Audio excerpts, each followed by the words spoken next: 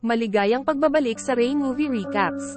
Narito na naman po tayo para sa isa na namang magandang palabas na pinamagatang A Shop for Killers na napalabas noong 2024. Ito ay patungkol sa isang babae na napamanahan ng bilyon-bilyong pera ng kanyang uncle at ng arsenal.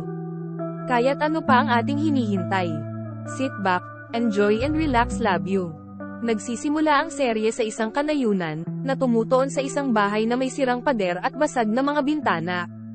Isang grupo ng mga alipors ang naglalakad patungo sa bahay sa pamamagitan ng bukid. Matapos nun, inaayos ng isang sniper ang kanyang baril sa loob ng isang van. Binabantayan niya ang bahay at binaril ang sirang pinto, ngunit ang kanyang bala ay hindi tumama sa isang batang babae sa loob, na tumalon pabalik sa kanyang pinagtataguan at humawak sa kanyang ulo sa takot. Ang bala ay tumama sa isang larawan ng pamilya sa dingding at nabasag ang salamin nito. Isang babaeng sugatan ang nakaupo sa kabilang bahagi ng silid habang ang isang lalaki ay walang malay sa sahig. Ang batang babae, si Gian, ay nakakita ng baril sa sahig at gustong abutin ito, ngunit ang binaril ng sniper ito at nagpadaos-dos sa ilalim ng sopa. Ang baril ay patuloy na pumuputok sa di kalayuan. Nagulat si Gian at napaatras, ipinikit niya ang kanyang mga mata at sinabi sa kanyang sarili na mag-focus. Isang flashback ang nagpapakita kay Gian at ang kanyang tito Jinman na nanonood ng isang action movie. Kapag kinukot siya ni Gian kung paano maginhawang nakakaligtaan ng pangunahing karakter ang lahat ng mga bala, sabi ni Jinman, ang mga tao ay palaging may mga blind spot, at ang bida ay gumagamit ng mga tamang blind spot upang mag-navigate sa kanyang paraan. Pabalik mula sa kanyang flashback, si Gian ay may ideya. Itinali niya ang isang salamin sa isang wallet at ginamit ito upang suriin ang posisyon ng sniper at ang kanyang blind spot. Bumangon din ang walang malay na lalaki, at kinakabahang pinagmamasdan ng babae ang ginagawa ni Gian. Pagkatapos ng ilang pagsubok, nalaman niyang nasa tuktok ng pinto ang blind spot. Tumalon siya sa ibabaw ng refrigerator at naghahanda na tumalon sa likod ng sofa. Binaril siya ng Mama Meryl na nakatago ngunit hindi siya nataman. Dama pa si Gian sa ilalim ng sopa at sinubukang abutin ang handgun sa ilalim, ngunit nang iangat niya ang sofa, may nakitang mas maganda pa ang dalaga, isang malaking baril na nakatago sa loob. Ngayon, oras na ng sniper na tumakbo. Bumalik ang eksena sa nakaraan nang si Gian ay nasa istasyon ng pulisya kung saan sinabi ng isang lalaki na binugbog siya nito. Mula sa CCTV footage, nalaman ng pulisya na hinabol ng lalaki ang isang babae sa isang babaeng banyo, at pinalayas siya ni Gian at binugbog dahil sa ginawa nito. Gustong umalis ni Gian, pero sabi ng pulis, kahit na mali ang ginawa ng pervert ay hindi niya dapat ginawa ang ganoon. Tinawag ni Gion ang kanyang tiyuhin upang kunin siya, ngunit kinuha ng isang pulis ang telepono sa halip at ipinaalam sa kanya na ang kanyang tiyuhin ay patay na. Si Gian ay masyadong natigilan upang magsalita. Pagkatapos ay lumilitaw na siya ay nasa isang kotse na minamaneho pabalik sa bahay ng kanyang tiyuhin. Sa kotse, iniisip ni Gian ang oras kung kailan naglalagay si Jinman ng mga security bar sa bintana ni Gion sa kanyang bagong apartment sa Seoul.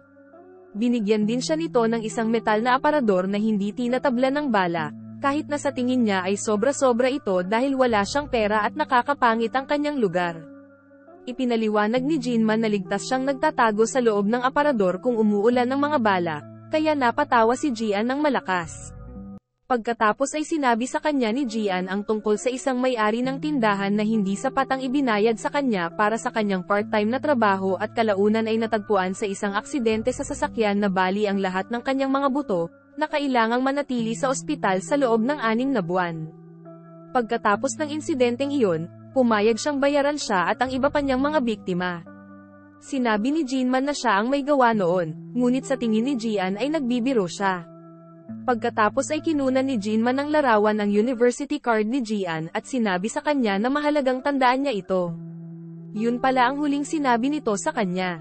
Sa kasalukuyan, sinabi ng taxi driver na nagmamaneho kay Gian na kaibigan siya ni Jinman sa paaralan.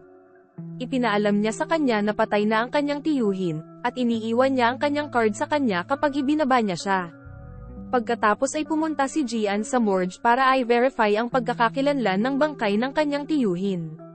Siya ay may sugat sa kanyang lalamunan, at dahil walang nakita sa paligid ng kanyang bahay, ang kaso ay napagpasyahan bilang isang pagpapakamatay. Nagtataka si Gian kung bakit biyak ang lalamunan niya sa halip na pulso, tulad ng mga karaniwang kaso ng pagpapakamatay. Nang itinulak ang kanyang katawan pabalik sa loob, napansin ni Gian ang isang tato sa kanyang binti na may nakasulat na Mirth. Pagkatapos ay sinundan niya ang libing. Nang makarating siya sa bahay ng kanyang tiyuhin, nakilala niya ang isang batang lalaki na nagngangalang Bae Jongmin. Bata pa lang sila magkakilala na sila. Tinulungan siya ni Jongmin na gumawa ng larawan ng kanyang tiyuhin para sa libing na naputol sa larawan ng pamilya. Siya ay isang computer science student at nagtatrabaho ng part-time para kay Jinman para sa eatstuffs at siya rin ang huling taong nakipag-usap sa kanya. Nag-alok pa siyang linisin ang banyo kung saan natagpuan si Jinman. Sa libing ni Jinman, dumating ang taxi driver kasama ang higit pa sa mga dating kaibigan ni Jinman. Sa mga bouquet ng bulaklak na natanggap ni Gian, ang isa ay mula sa isang taong nagngangalang Lee Yun-gon. Pagkatapos ay napansin ni Gian ang isang pares ng kambal na kapatid na dumarating sa libing.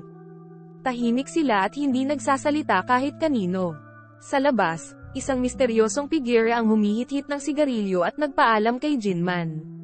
Samantala, nilinis ni Jongmin ang banyo ni Jinman at nakakita ng isang mobile phone na nakatago sa isa sa mga aparador. Sa libing, pinag-uusapan ng mga dating kaibigan ni Jinman kung paano maaaring hindi maganda ang takbo ng kanyang negosyo sa pagbebenta ng mga hose. Pinag-usapan nila ang ilang chismis tungkol sa pagiging gangster o especially iyan ni Jinman.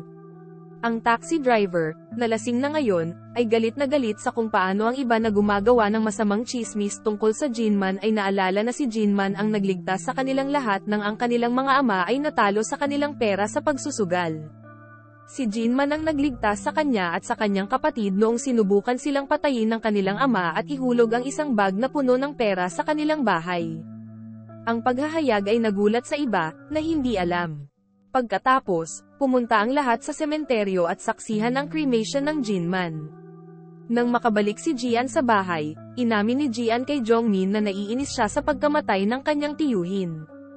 Pagkatapos ay pumasok siya sa bahay at nakahanap ng lumang pares ng damit na isusuot. Pinagmumultuhan ng mga alaala ng kanyang tiyuhin sa bahay, sa wakas ay nasira siya. Pumasok si Jongmin habang umiiyak, at hiniling niya sa kanya na manatili sandali. Ilang sandali pa ay nakatulog na siya sa balikat niya. Nang nagising siya, ibinibigay niya sa kanya ang telepono na nakita niya. Isa itong lumang modelo, na ikinagulat niya. Nakatanggap ang telepono ng isang text mula sa isang taong nagsasabing nagbayad siya kay Jin ng 70 milyong won. Ang isa pang text ay nagpapakita sa kanya ng balanse sa bangko na 18. 7 bilyong won. Ipinakita ni Jongmin kay Gian sa website na binago niya para kay Jinman, na nagbebenta noon ng mga hose. Ngunit alam nilang pareho na hindi maaaring kumita ng ganoong kalaking pera ang mga hose, napagtanto nila na ang website ay isang harapan lamang para sa ibang bagay, at natuklasan ni Jongmin ang isang website na tinatawag na Mirth na nagbebenta ng mga armas sa dark web. May dumating na mensahe sa website mula sa taong nagbayad ng pera. Nang sumagot si Gian na sarado ang tindahan, napagtanto ng tao na patay na si Jinman at sinabi niya na sa halip ay pupunta siya para kay Gian. Mabilis na isinara ni Jongmin ang webpage. Tulad ng iminumungkahi niya na tumawag sila ng pulis, tumunog ang doorbell. Kinuha ni Gian ang intercom at kinausap ang isang babaeng nagngangalang So Minhai na nagsasabing siya ang Chinese tutor ni Jinman. May mga armas ang babae sa kanyang bag. Nakatanggap si Gian ng isang text sa telepono na nagsasabi sa kanya na huwag mamatay sa kamay ng iba dahil ang taong iyon ay gustong pumatay sa kanyang sarili. Samantala, lumakad na si Minhai mula sa gate hanggang sa front door at gustong makapasok.